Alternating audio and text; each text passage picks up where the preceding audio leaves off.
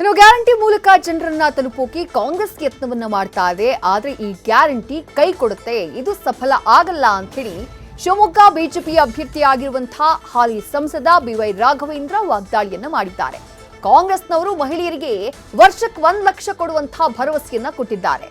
ಜನರ ಮೂಗಿಗೆ ತುಪ್ಪ ಸವರುವಂತಹ ಕೆಲಸವನ್ನ ಕಾಂಗ್ರೆಸ್ ಪಕ್ಷ ಮಾಡ್ತಾ ಇದೆ ಅಂತ ಹೇಳಿ ಬಿವೈ ರಾಘವೇಂದ್ರ ಗರಂ ಆದ್ರು. ನಾವು ಅತಿ ಹೆಚ್ಚು ಲೀಡ್ ನಲ್ಲಿ ಗೆಲ್ತೀವಿ ಅಂತ ಇದೇ ಸಂದರ್ಭದಲ್ಲಿ ಬಿವೈ ರಾಘವೇಂದ್ರ ವಿಶ್ವಾಸವನ್ನ ವ್ಯಕ್ತಪಡಿಸಿದ್ದಾರೆ. ಸುಮಾರು ಕಾಂಗ್ರೆಸ್ ಪಕ್ಷದಿಂದ ನಮ್ಮೆಲ್ಲ ತಾಯಂದಿರಿಗೆ 1 ಲಕ್ಷ ರೂಪಾಯಿ ಗ್ಯಾರಂಟಿ ಬಗ್ಗೆ ಚರ್ಚೆಗಳು ನಡೀತಾ ಇದೆ. ನಾನು ಈಗೂ ಕೂಡ ತಮ್ಮ ಮುಖಾಂತರ ನಾನು ವಿನಂತಿಯನ್ನು ಮಾಡ್ಕೊತೀನಿ. ಓಟಿಗೋಸ್ಕರ ಮತದಾರನ ತಪ್ಪು ದಾರಿಗೆ ಎಳೆಯುವಂಥ ಪ್ರಯತ್ನ ಹಿಂದೂ ಕೂಡ ಮಾಡಿದರೆ ಈಗೂ ಕೂಡ ಮತ್ತೆ ಅದನ್ನೇ ಮಾಡ್ತಾ ಇದ್ದೀರಿ. ಸುಮಾರು 1 ಲಕ್ಷ ರೂಪಾಯಿ ಒಬ್ಬಳು ಹೆಣ್ಮಗಳಿಗೆ ಕೊಟ್ಟರೆ ನಮ್ಮ ದೇಶದಲ್ಲಿರುವಂಥ 68 ಕೋಟಿ ಹೆಣ್ಮಕ್ಳಿಗೆ ಸುಮಾರು 68 ಲಕ್ಷ ಕೋಟಿ ಬೇಕಾಗತ್ತೆ. ನಮ್ಮ ದೇಶದ ಬಜೆಟು 45 ಲಕ್ಷ ಕೋಟಿ. ಹಾಗಾಗಿ ಇನ್ನು ಉಳಿದಿದ್ದು ಎಲ್ಲಿಂದ ತರ್ತೀರಿ? ಮತ್ತು ದೇಶ ನಡೆಸೋಕ್ಕಿದ್ದು ಒಂದೇ ಸಾಕಾ?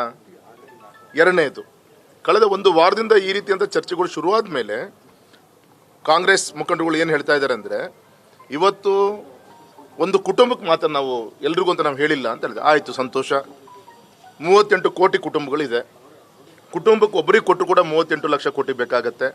ನಮ್ಮ ದೇಶದ ಬಜೆಟು 45 ಲಕ್ಷ ಕೋಟಿ. ಸೊ ಉಳಿದಂಥ ಮೊತ್ತವನ್ನು ಎಲ್ಲಿಂದ ತೊಗೊಂಬರ್ತಿರ್ತಾವೆ? ಹಾಗಾಗಿ ಇದೆಲ್ಲ ಒಂದು ಕಡೆಗೆ ನಮ್ಮ ಕರ್ನಾಟಕಕ್ಕೆ ಸೀಮಿತವಾದಂಥ ಪ್ರಣಾಳಿಕೆನೋ ಅಥವಾ ದೇಶದ ಪ್ರಣಾಳಿಕೆ ನಂಗೆ ಅರ್ಥ ಆಗ್ತಿಲ್ಲ ಇವ್ರದ್ದು.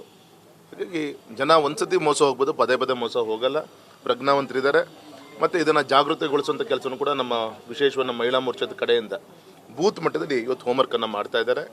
ಹಾಗಾಗಿ ವಿಶ್ವಾಸ ಇದೆ ಈ ಬಾರಿ ಜನ ಇದು ಯಾವುದು ಗ್ಯಾರಂಟಿಯನ್ನು ನೋಡದೆ ಮೋದಿ ಗ್ಯಾರಂಟಿ ಅಂದ್ರೇನು?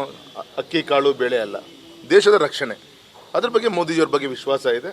ಆ ವಿಶ್ವಾಸದಿಂದ ಈ ಬಾರಿ ಭಾರತೀಯ ಜನತಾ ಪಕ್ಷ ಒಂದು ಒಳ್ಳೆ ರೀತಿಯಂತ ಒಂದು ಗೆಲುವನ್ನು ಸಾಧನೆ ಮಾಡಲಿಕ್ಕೆ ಸಾಧ್ಯ ಇದೆ. ನ್ಯೂಸ್ ಫಸ್ಟ್ ನಿರ್ಭೀತಿಯಿಂದ ನಿಮ್ಮ ಪರವಾಗಿ.